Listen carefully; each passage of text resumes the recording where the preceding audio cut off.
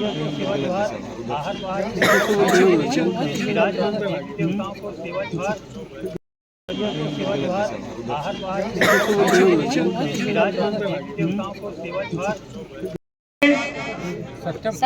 और युवा कांग्रेस से आए सभी हमारे जाबाज साथी आदिवासी द्वारा आदरणीय बंका वैद्य जी की प्रतिमा पर श्रद्धा सुमन अर्पित कर उनका सम्मान किया जा रहा है।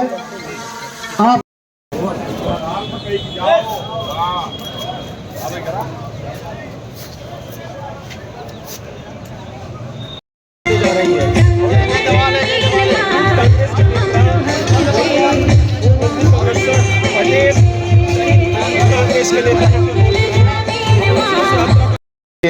ये चिंता का विषय है, ये सबको सोचने की आवश्यकता है कि आज पूरे मध्य प्रदेश के युवा साथी, आदिवासी कांग्रेस के लोग, कांग्रेस पार्टी के लोग आदिवासी स्वाभिमान यात्रा निकालने जा रहे हैं। ये सभी आदिवासी भाइयों को सोचने की आवश्यकता है, समझने की आवश्यकता है कि आज ऐसी परिस्थिति निर्मित क्यों हुई। ये तो एक अभी यहां पर ऐसी घटना घटी सीधी में, पर ये तो दिखाई दे गई, पता चल गया और बहुत बड़ी खबर बन गई।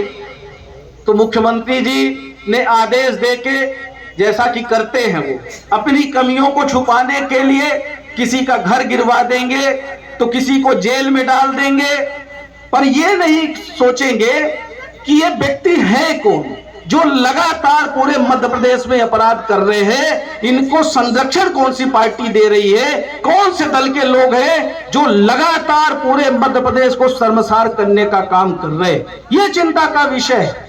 कोई एक व्यक्ति तो सीधी में एक जीता जागता उदाहरण हमारे जो अभी दशमत भाई के साथ हुआ, जो पूरी मानवता को शर्मसार किया, पर ये कौन लोग हैं?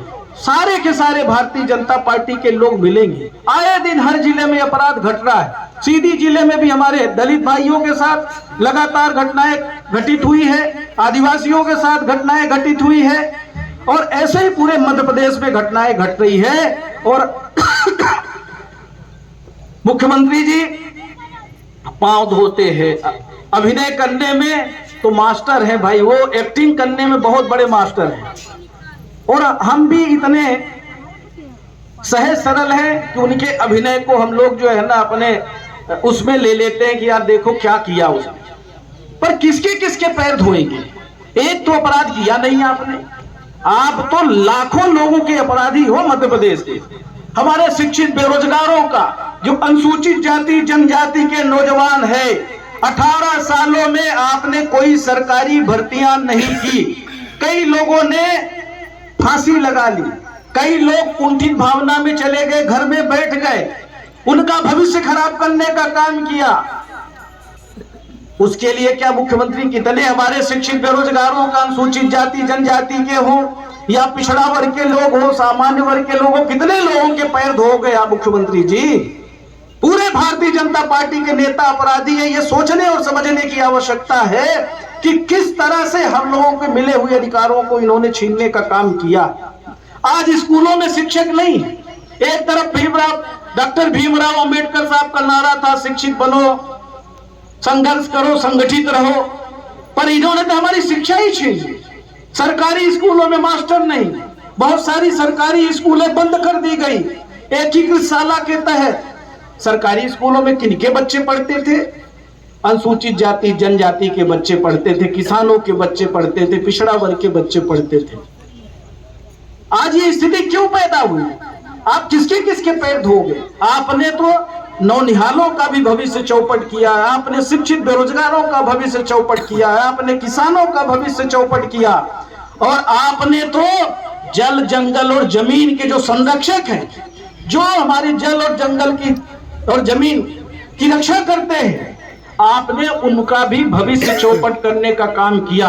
एक तरफ हमारी कांग्रेस की सरकार थी, 5-5 एकड़ का बंटन का जो पट्टा था दिया था, 10-10 एकड़ जो जितने में काबिज था, कांग्रेस सरकार ने, यही स्वर्गीय श्रीमती इंदिरा गांधी जी, आदरणीय अर्जुन सिंह जी, पूजनीय पिताजी लोग उस समय थे सरकार में, और उस समय जो जितने में आदिवासी काबिज था उसको उतने का पट्टा देने का काम किया था। अभी यहीं पे पर्ची मिली है, कोई एक आदिवासी साथी ने पर्ची दिया कि हमारी जो बंटन की भूमि थी उसका पट्टा निरस्त कर दिया। ये एक नहीं, पूरे प्रदेश में जैसा कि विक्रांत भाई बोल रहे थे, हजारों एकड़ जमीन आदिवासी भाइयों से छीनने का काम किया है, जिसका अधिकार कांग्रेस सरकार ने, कांग्रेस पार्टी ने आपको दिया था, उसको छीनने का काम भारतीय जनता पार्टी की सरकार ने किया है। शिक्षा आपसे छीन लिया, आपसे रोजगार छीन लिया, आरक्षण एक तरह से खत्म कर दिया, आपसे जो आवंटन, आपको जो जमीनें मिली हुई है